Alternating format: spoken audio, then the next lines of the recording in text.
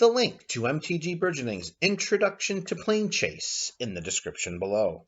Lair of the Ashen Idol's static ability forces you to sacrifice a creature at the beginning of your upkeep, and if you can't, then you planeswalk away from this plane. Whenever you roll Chaos, any number of target players each create a 2/2 black zombie creature token. Although this forced sacrifice effect seems detrimental, a deck could be sculpted around it in very advantageous ways. If I were playing Planechase Commander and I wanted to add Lair of the Ashen Idol to the planar deck, then I would construct an EDH deck for the purposes of exploiting this plane's static ability. The general that comes to mind is Kulfiner, the Last U. As one creature dies, we return another with lesser toughness from our graveyard to our hand.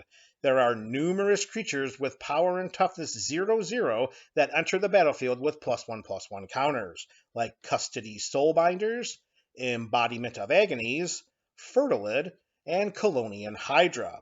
With a host of these types of creatures in the 99, we should be able to manage this forced sacrifice engine throughout the game.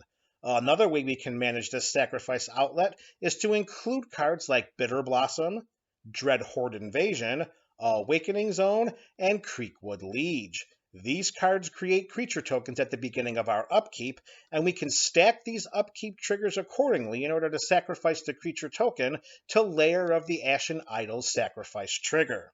Aside from other sacrifice spells and effects that would be included in the 99 of this build, let's be sure to add the usual aristocratic payoffs like Zilliport Cutthroat, Cruel Celebrant, Bastion of Remembrance, the Meat Hook Massacre, and Dictate of Erebus.